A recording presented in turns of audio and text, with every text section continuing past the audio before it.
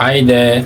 Welcome to today's episode of my 30-day journey on fractions, where I attempt to solve all fractions word problems that are essentially and specially picked from common entrance past questions, GSSE, SSE, and SAT, which is Standard Aptitude Test.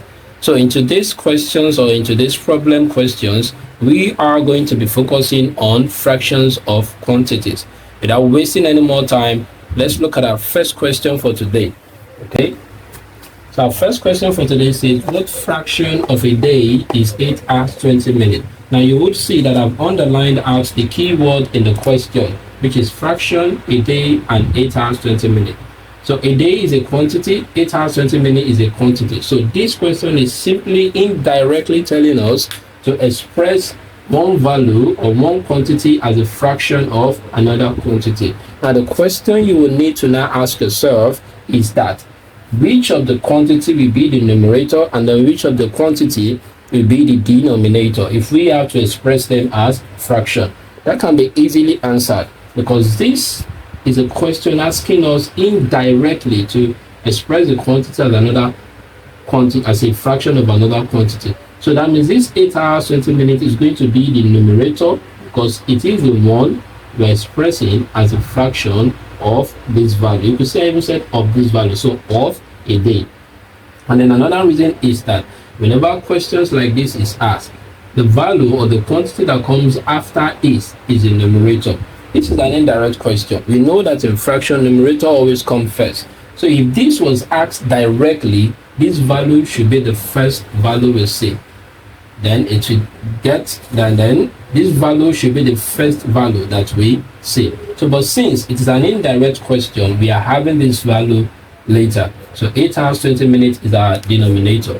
So I'm going to write 8 hours 20 minutes will be expressed as a fraction of a day. So the fraction of a day is 24 hours. I'm going to write 24 hours. Now, another thing we need to consider in these questions is the unit of measurements that we have, the time measurements that we have there. In the denominator, we have hours. In the numerator, we have hours and minutes. So we have to standardize the question by giving them uniformity.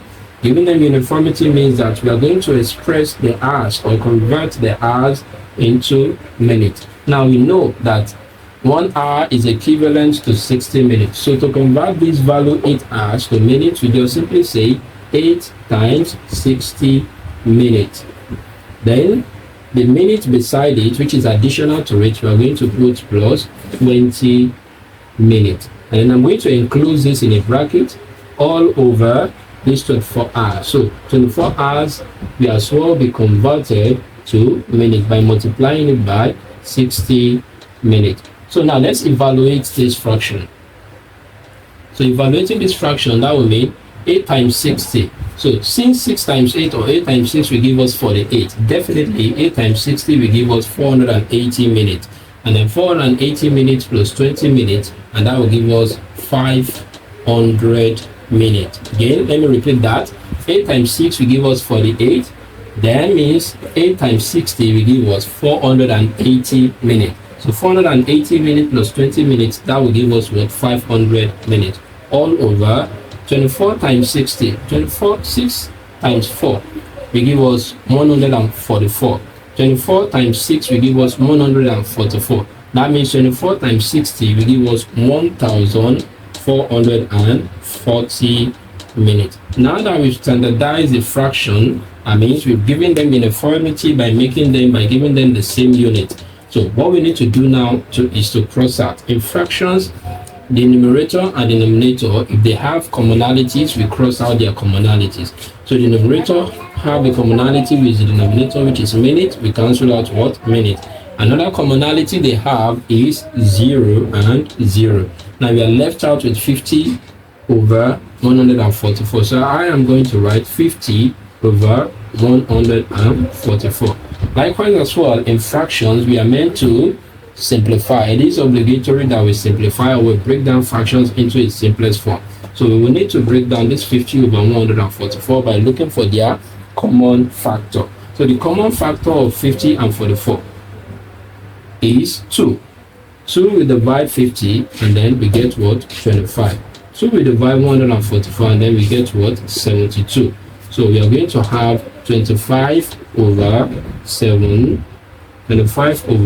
72. And 72 is an even number, 25 is an odd number. The only factor that can divide 25 is 5, and 25 itself. So that means they don't have a common factor. So this is the simplest form of this fraction.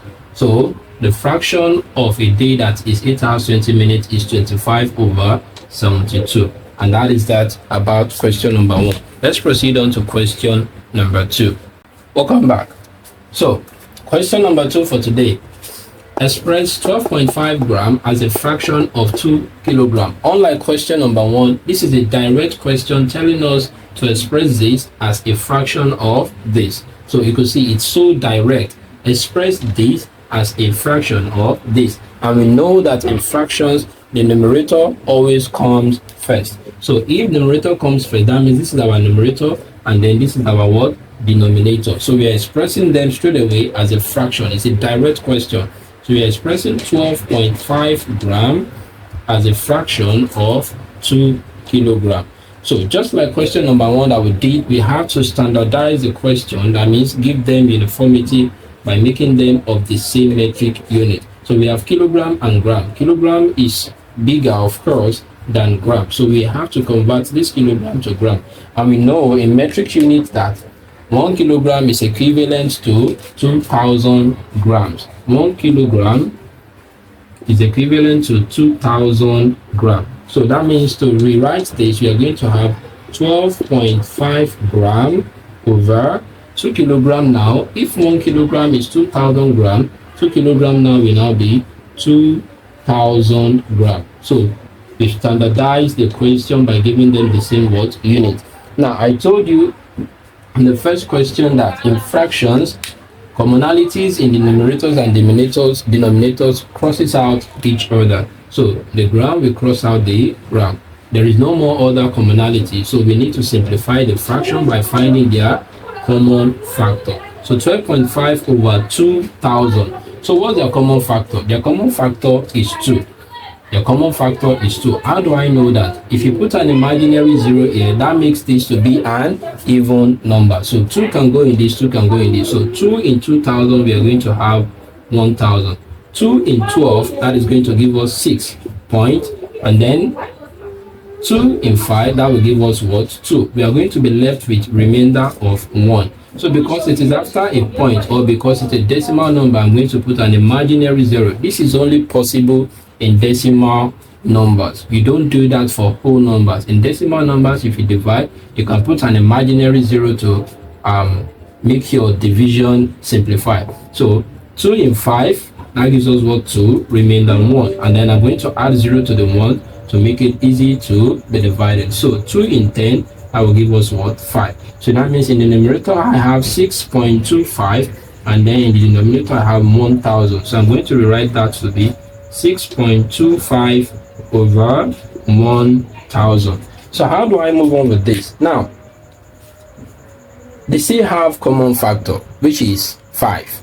5 can go in this and 5 can go in this, but I won't do that because this is a multiple of 10, or this is a number that is a power of 10. So when you have a number that is of power of 10, that makes your division to be easy. So in your if your denominator, I'm saying this now as a principle, whenever you're dividing and then your denominator is a power of 10, you don't need to begin to break down. So what you simply do is to count the decimal places backward with the numbers of 0 you have in the denominator. So we have 3 zeros here. That means I'm going to count back 3 times. That would be 1, 2, and then 3.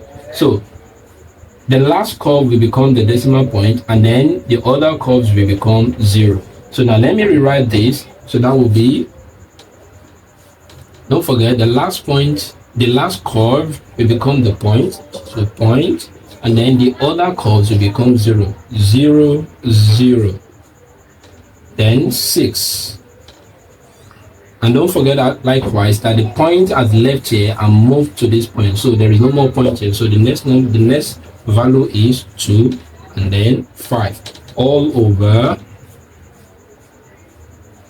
1. All over 1. So now, which means our value or our answer is 0.00625. So let's move on to the next question for today. Now, our third question for today. This question is more or less like a real-world life problem. So there are 40 pupils in a class.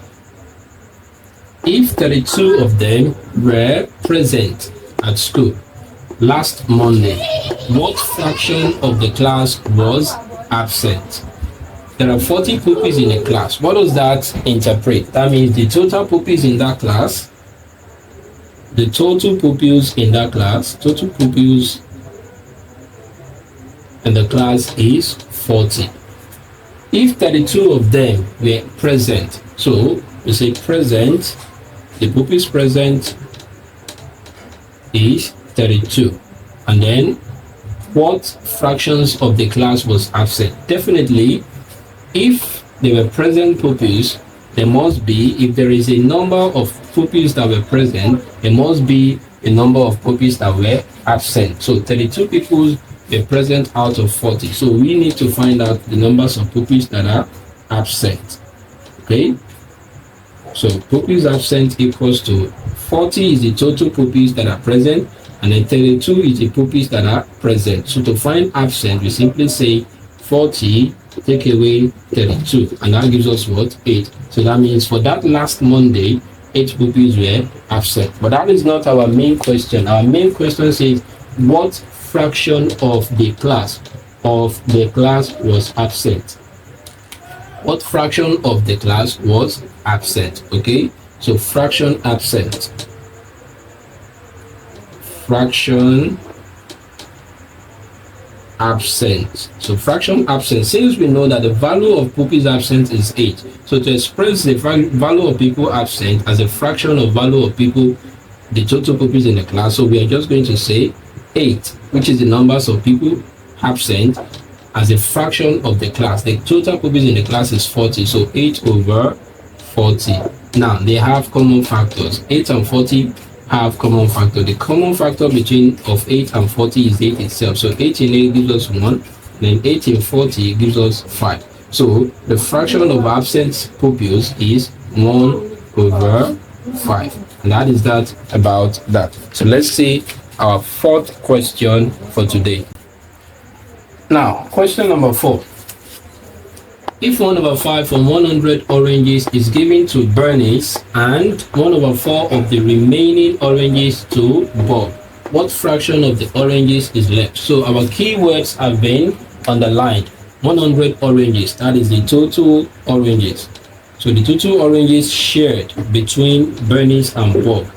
So total orange is equals to 40. Then 1 over 5 of these total oranges is given to Bernice. So I'm going to write Bernice is equals to, since 1 over 5 of the total oranges is given to Bernice, so Bernice is having 1 over 5 off. Off is going to be converted to times. 1 over 5 of 100 oranges. Sorry, pardon me. Total oranges is 100. Okay, so 1 over 5 of the total orange is given to Bernice. So let's find out the numbers, the quantities of oranges given to Bernice. So 5 here and 1, 5 in 100, that gives us what? 20. So in the numerator we have 1 times 20, and that gives us what? 20. So in the denominator we have nothing, which is 1. So 20 certainly divided by 1 will still give you 20. So Bernice is having 20 oranges. So now, next part of the sentence says, and 1 over 4 of the remaining oranges. 1 over 4 of the remaining oranges. It didn't say 1 over 4 of the 100 oranges, of the total oranges. It said 1 over 4 of the remaining oranges. That means 1 over 4 of the remaining oranges will mean that we will need to calculate the remaining oranges. So to find out the remaining oranges, what do? We just simply take away the quantities of oranges given to Bernice from the total oranges, which is 100. So that is 100 take away 20, and that gives us what? 80. So the remaining oranges is 80. So 1/4 of the remaining oranges to Bob. So let's calculate the quantities of oranges given to Bob. So for Bob, 1/4 is given to Bob. Of the remaining oranges is given to Bob. So 1/4 of the remaining oranges. Off will become times. This off will become times to remaining oranges. 1/4 of the remaining oranges, which is 80. So times 80. So 4 in 1, 4 in 80. That gives us what? 20. So in the numerator, we have 1 times 20. So Bob is having 20 oranges as well. Now, the main part of the question says, what fraction of the oranges is left? So we need to find the left oranges, the oranges left. Let me make a demarcation here. So oranges left. I'm going to write left. Oranges left, I should have written the okay, so I'm using left. Oranges left will be, so oranges left will be that the total oranges, take away the quantities of oranges given to Bernice, and then take away the quantities of oranges given to Bob. So that would be total oranges 100, take away 20 given to Bernice plus 20 given to Bob. I'm going to enclose them in a bracket. So the oranges left will be 100 minus 40, because 20 plus 20 is 40. So the left oranges is 60. So fractions of oranges left will now be fractions